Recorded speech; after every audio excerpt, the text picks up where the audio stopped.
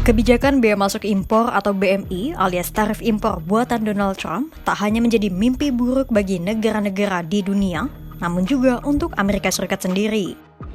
Kebijakan yang dibuat untuk memproteksi industri dalam negeri justru berpotensi menjadi bumerang bagi kondisi domestik, terutama industri otomotif. Padahal, industri otomotif menjadi salah satu penyumbang perekonomian Amerika Serikat hingga triliunan dolar Amerika Serikat per tahunnya. Industri ini juga berkontribusi menyerap jutaan tenaga kerja di Amerika Serikat. Pertanyaannya, mengapa kebijakan tarif impor ala Donald Trump ikut mengancam industri otomotif Amerika Serikat?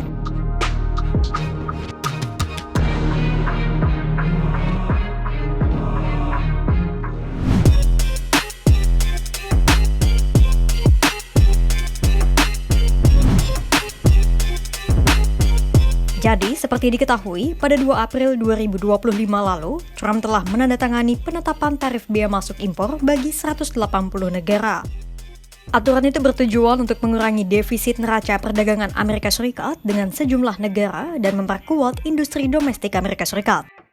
Tapi, lain halnya jika bicara soal industri otomotif Amerika Serikat. Kebijakan proteksionisme itu bukannya memperkuat industri otomotif Amerika Serikat, dan justru kebalikannya. Ada sejumlah hal yang menjadikan kebijakan Trump ini sebagai tekanan terhadap industri otomotif Amerika Serikat. Pertama adalah tantangan di bahan baku. Jadi, Trump telah memberlakukan tarif sebesar 25% untuk produk impor baja dan aluminium. Padahal, kedua komoditas itu adalah komponen bahan baku penting dalam pembuatan kendaraan bermotor. Tekanan kedua menyasar pada produk unit kendaraan yang diekspor ke Amerika Serikat. Pasalnya, mobil complete build-up atau CBU yang diimpor beserta suku cadangnya dikenakan tarif impor 25%. Padahal, ada pula suku cadang hasil impor yang juga digunakan untuk mobil rakitan Amerika Serikat. Misalnya begini, kita ambil contoh dari mobil Ford F-150 yang jadi salah satu mobil buatan Amerika Serikat paling laris di negara Paman Sam itu. Untuk membuat satu unit Ford F-150, butuh ribuan komponen yang didatangkan dari sekitar 24 negara berbeda. Mulai dari Meksiko, Kanada, Romania, Cina, dan Korea Selatan. Misalnya, bagian alternator dan velg ban diambil dari Meksiko. Kemudian, komponen gardannya dirakit di Kanada. Sementara ban mobilnya dikapalkan dari Korea Selatan. Terbayangkan bagaimana Amerika Serikat harus bergantung pada ribuan komponen impor hanya untuk membuat satu unit Ford F-150. Sesuai bayangan Trump, kondisi ideal yang seharusnya terjadi adalah Amerika Serikat memproduksi setiap komponen mobil di pabrik lokal Amerika Serikat. Komponen mobil buatan lokal itu kemudian dirakit juga oleh perusahaan lokal Amerika Serikat. Untuk mendukung terwujudnya kondisi ideal itu, Trump sampai membebaskan tarif bagi mobil-mobil buatan dalam negeri. Meski demikian, nampaknya mustahil harapan Trump terwujud dalam waktu dekat, mengingat Amerika Serikat masih mendatangkan sejumlah bahan baku penting dari luar negeri. Artinya, mau mobil impor maupun mobil rakitan dalam negeri, Amerika Serikat tetap saja harus mengalami kenaikan harga mobil. Pertanyaan selanjutnya, apa dampak yang akan terjadi jika industri otomotif Amerika Serikat mengalami kelesuan?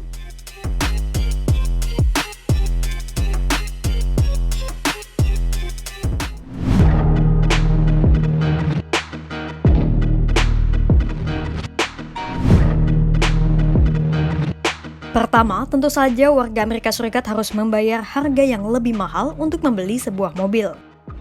Kenaikan harga mobil di Amerika Serikat akibat kebijakan Trump diperkirakan melonjak 20 hingga 40%.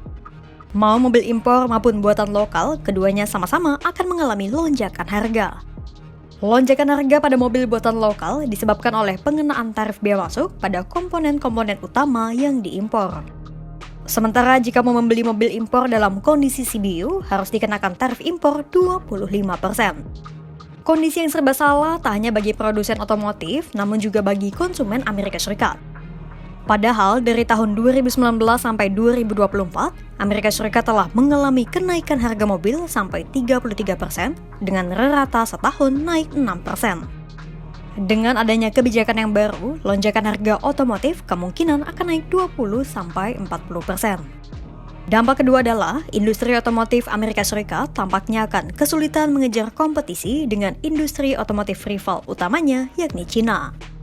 Maksudnya begini, coba sahabat Kompas.com perhatikan data produksi otomotif antara Amerika Serikat dan Cina dari tahun 2019 sampai 2023. Hingga kini, Cina masih menjadi produsen otomotif terbesar di dunia. Dari tahun 2019, produksi otomotif Cina terus melonjak. Nah, sementara rekor tertinggi produksi Amerika Serikat ada pada tahun 2019.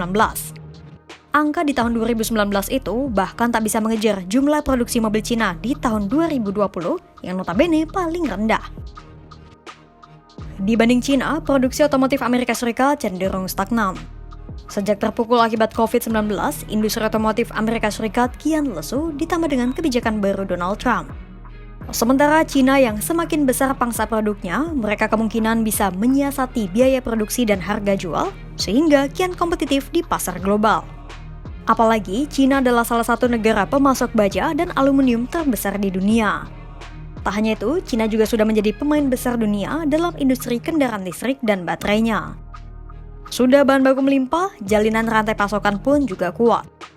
Industri otomotif Cina tampaknya akan semakin kokoh menghadapi persaingan dengan Amerika Serikat.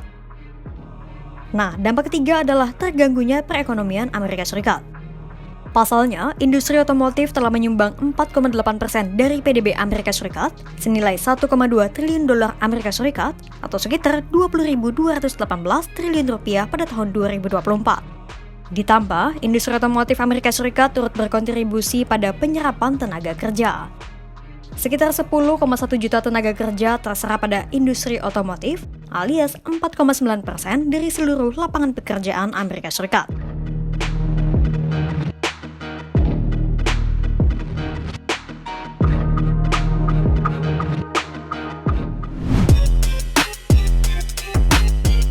Di satu sisi, tujuan Trump menerapkan kebijakan tarif impor adalah untuk melindungi industri dalam negeri. Namun di lain sisi, kebijakan ini justru seolah menjadi senjata makan tuan bagi Amerika Serikat. Bukannya menguat, industri otomotif Amerika Serikat diprediksi akan semakin lesu karena harus menghadapi sejumlah tekanan ekonomi. Kira-kira, bisakah industri otomotif Amerika Serikat menemukan jalan keluar dan mewujudkan situasi ideal versi Donald Trump? Simak terus perkembangannya hanya di kanal YouTube Kompas.com.